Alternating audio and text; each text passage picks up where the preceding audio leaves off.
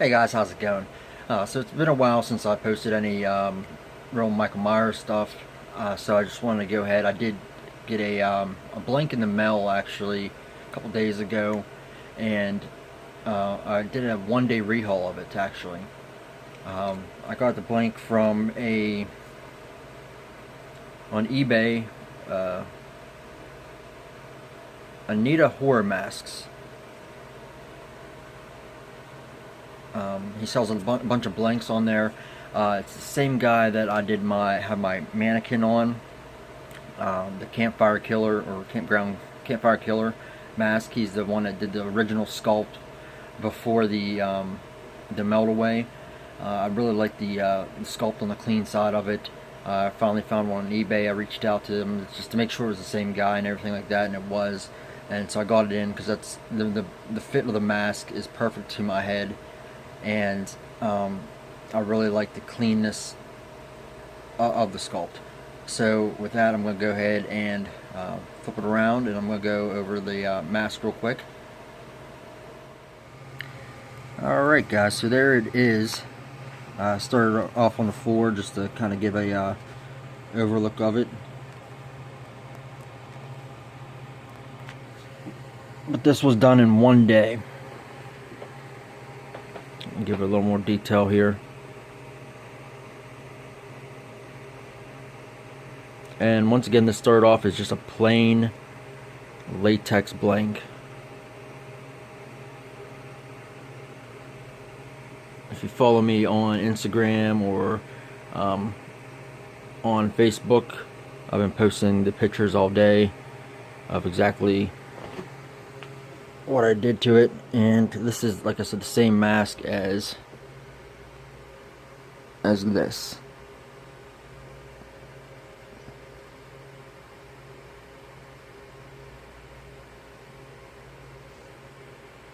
So I'm just gonna go ahead and put it on a stand, and we can go over it again in more detail. Alright guys, so get a better look at it from a further back perspective. I'm very happy how this turned out. Some of my biggest issues I have with masks is the shading, but I think I finally got it down with this guy. So he does have the skin tone underneath. Basically what I did was I started off as a complete skin tone. Actually, I have it right here. It's a color. I don't know if I can get it well enough. It's a color I mix up myself. I use some khaki acrylic paint with some yellows, or some yellow, some red, and a little bit of gray. I think I mixed in it. But I did that all over. And then I was going to wait on the mask because I didn't have any pure white. However, I did have some ivory and some antique white, which I put a drop of ivory in, antique white, and some latex, and I went over it. I was going to go ahead and spray airbrush this, but I like using the brushes better. So I did go ahead and brush them. Let's see if we can get a better look at that skin tone down there. I got some skin tone left some skin tone on the nose, and a little bit on the ears. Anywhere where someone might be who was wearing it would have pulled it off. And I had some hair left over from some of my other masks, such as that guy right there. And when I do my hair, it's very choppy. You've seen one of my hair videos. I put my hair on to the point where it covers just enough, and then I basically use the spray adhesive, and I spray the pieces in part to cover everything up. So my hair really does not move from where I have it. So basically, you know, I do the main line, work it back the way a Tots mask would be, layering it, and then if I have any gaps, I kind of stretch out the hair and I glue. It's like this is not going nowhere. It's glued down here. This ain't going nowhere. It's glued. I did have a few extra pieces left over, so from about here to here is a new piece that is just put on there, folded over. You can probably see, and you really can't see where it's at, which is nice. The trick to it is to brush the hair. When you first have it, you'll have the hair come down and you can see it like in layers, but once you start brushing it, and it brings out some of the hair from underneath and mixes the hair from on top. And this is the first time that I've got these type of curls to stand up on. Not any of my other masks, they all usually lay down, but I'm very, very happy with the flares I got on the outside of it. I wish I would have maybe thawed out the front of it so I could have more of the comb over look, but to me, as long as I have that little poof bump in the front, it's perfectly fine. I wanted a fairly clean mask. This mask right here, unlike some of them that has the brow line going the whole way up, it just kind of stops right here.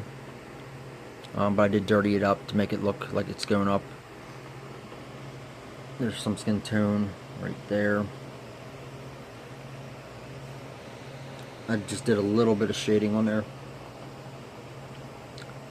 And I don't know what some of the professional guys do, but you know, I do the dry brushing, and then to blend it in, I just go ahead, I have a wet cloth, and I just go over it a little bit, and it just kind of, it sort of makes it into like how a wash would. It would just kind of blend, the rest of it would just blend into the mask.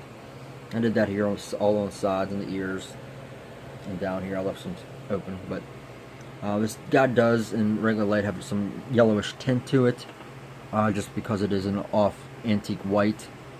So in some lights, I think the lights I have in my room now are a softer yellow, so it really brings it out. I just use the 600, 6000, whatever it is, epoxy. Went down the lines here, put some black on it for it, which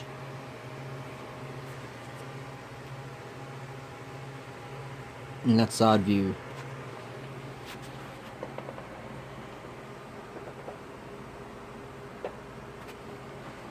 it's really a mask I wanted to wear for Halloween because, as I stated earlier, it does fit perfectly on my head.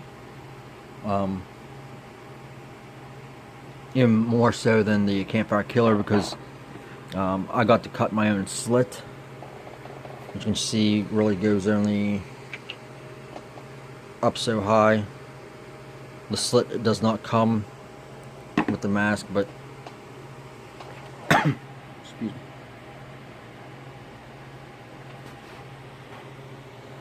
And I just really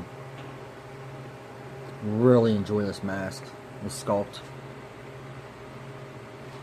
It does kind of have a Halloween 2 fatness look to it, but you can get a skinnier stretch to it. So that is one day is worth of work. So people, these indie mask makers, I understand that they have a lot of orders, and they might work too. I work from home, so when we're slow, I can do these sort of things. But at the same time, in a few quick hours, if you know what you're doing, you have a plan set up, you can get something like this done in a day. Might not be the best quality, but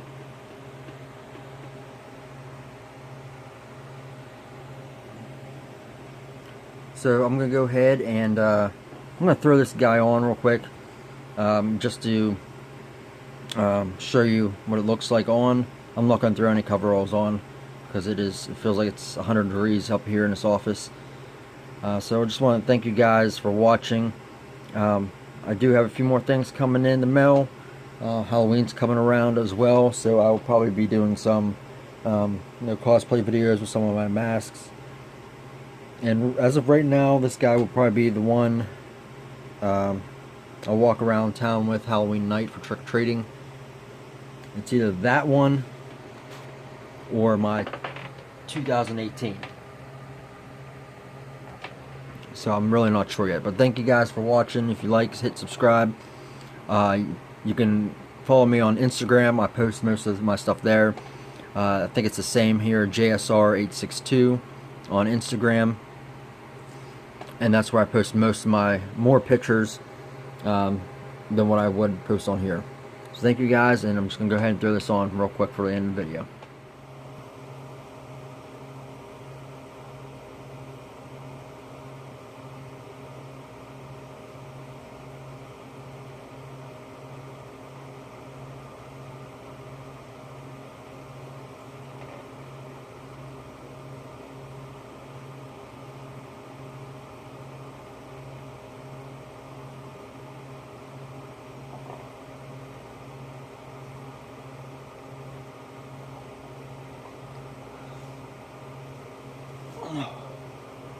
And you see how tight that was to get off.